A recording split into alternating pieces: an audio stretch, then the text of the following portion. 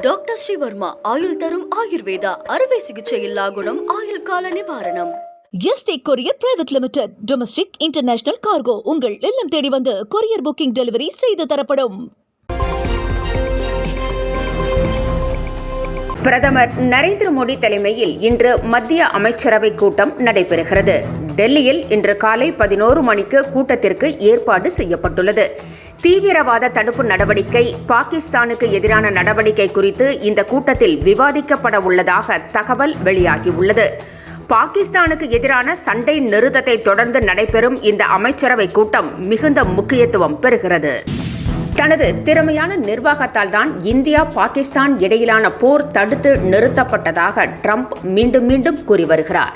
இதனை இந்தியா திட்டவட்டமாக மறுத்து வருகிறது.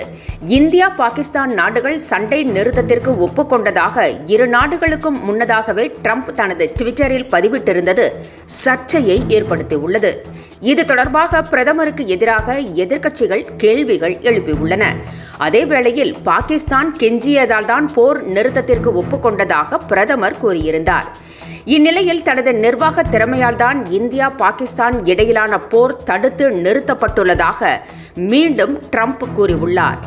இரு நாடுகளுக்கும் இடையே அணு ஆயுத போர் மூண்டிருந்தால் பல்லாயிரக்கணக்கானோர் இறந்திருப்பார்கள் என்றும், சண்டையை நிறுத்தினால்தான் இந்தியா பாகிஸ்தானுடனான வர்த்தகத்தை அமெரிக்கா மேலும் அதிகரிக்கும் என கூறியதாகவும், இதற்கு ஒப்புக்கொண்டே இரு நாடுகளும் சண்டை நிறுத்தத்தை அறிவித்ததாகவும் கூறியிருக்கிறார்.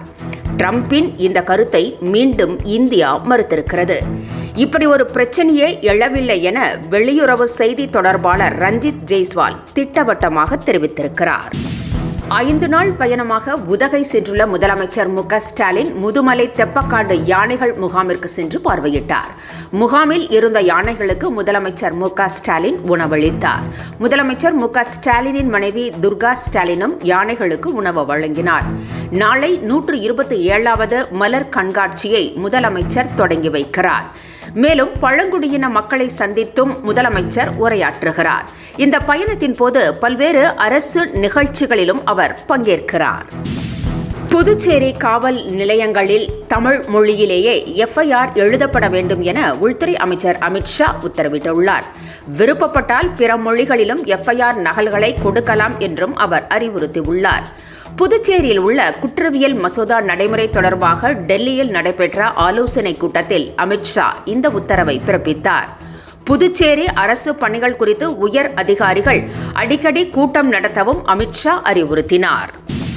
பொள்ளாச்சி வழக்கு விவகாரத்தில் அதிமுகவை முதலமைச்சர் கடுமையாக சாடியுள்ள நிலையில் அதிமுக, பாமக உள்ளிட்ட கட்சிகள் அண்ணா பல்கலைக்கழக விவகாரத்தை திமுகவுக்கு எதிராக கிளப்பியுள்ளன. தமிழ்நாட்டையே உலுக்கிய பொள்ளாச்சி சம்பவம் தொடர்பான வழக்கில் நேற்று தீர்ப்பு வழங்கப்பட்டது. குற்றம் சாட்டப்பட்ட 9 பேருக்கும் சாகும் வரை ஆயுள் தண்டனை விதித்து தீர்ப்பளிக்கப்பட்டது. இந்த தீர்ப்பை வரவேற்ற முதலமைச்சர் மு.க.ஸ்டாலின் அதிமுக நிர்வாகி உள்ளிட்டோர் அடங்கிய பொள்ளாச்சி குற்றவாளிகளை காப்பாற்ற நினைத்த சார்கள் தலைக்குனிய வேண்டும் என கூறியிருந்தார். இதற்கு அதிமுக உடனடியாக பதிலடி கொடுத்திருந்தது. மேலும் பாமக, அதிமுக, பாஜக ஆகிய கட்சிகள் அண்ணா பல்கலைக்கழக விவகாரத்தை கிளப்பி உள்ளதுடன் அந்த வழக்கு தொடர்பான எஃப்ஐஆரில் பதிவாகியுள்ள சார் யார் என்றும் கேள்வி எழுப்பியுள்ளன. அனைவரும் படிக்க வேண்டும் என தற்போது அன்புமணி அறிவுறுத்தி இருப்பதை வரவேற்பதாக திருமாவளவன் தெரிவித்திருக்கிறார். மரத்தை வெட்டி போடுங்கள், கல்லை தூக்கி எறியுங்கள் என கூறி வந்த அன்புமணி தற்போது படியுங்கள் என சொல்லும் பண்பிற்கு மாறியிருப்பது வரவேற்கத்தக்கது என திருமாவளவன் தெரிவித்துள்ளார்.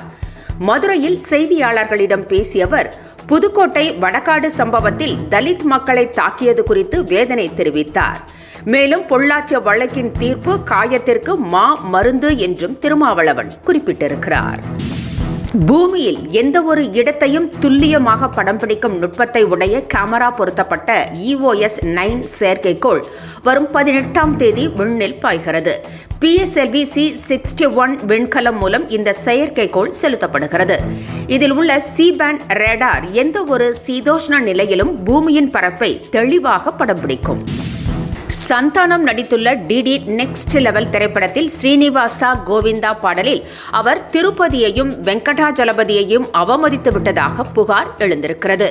இது தொடர்பாக சந்தானம் மீது இந்து அமைப்பினர் குற்றம் சாட்டியுள்ளனர். மேலும் அவர் மீதும் தயாரிப்பாளர் உள்ளிட்ட படக்குழுவினர் மீதும் நடவடிக்கை எடுக்கும்படி இந்து அமைப்பினர் சேலத்தில் புகார் அளித்துள்ளனர். இது குறித்து விளக்கமளித்துள்ள சந்தானம், தான் கடவுளை அவமதிக்கவில்லை என்றும் சென்சார் விதிகளுக்கு உட்பட்டுத்தான் படம் எடுக்கப்பட்டுள்ளதாகவும் விளக்கமளித்திருக்கிறார். மாறாக ஒவ்வொருவர் சொல்வதையும் கேட்டுக்கொண்டிருந்தால் திரைப்படமே எடுக்க முடியாது என்றும் சந்தானம் காட்டமாக கூறியுள்ளார். குடியரசுத் தலைவர் திரௌபதி முர்மு திட்டமிட்டபடி சபரிமலை கோவிலுக்கு 18, 19 தேதிகளில் வருகிறார். குடியரசுத் தலைவர் திரௌபதி முர்மு 18, 19 தேதிகளில் குமரகம் வந்து அங்கிருந்து சபரிமலை கோவிலுக்கு சென்று வழிபடுவதாக திட்டமிடப்பட்டிருந்தது. ஆனால் இந்தியா பாகிஸ்தான் இடையிலான போர் பதற்றத்தால் அவரது வருகை ரத்து செய்யப்படுவதாக அறிவிக்கப்பட்டது. தற்போது சண்டை நிறுத்தப்பட்டிருப்பதால் திட்டமிட்டபடி 18, 19 தேதிகளில் குடியரசுத் தலைவர் சபரிமலை வருகிறார். இதனிடையே மாதாந்திர தரிசனத்திற்காக சபரிமலை கோவில் நடை திறக்கப்பட்டது. டாக்டர் ஸ்ரீவர்மா ஆயுள் தரும் ஆயுர்வேதா அறுவை சிகிச்சை இல்லா குணம் ஆயுள் கால நிவாரணம்.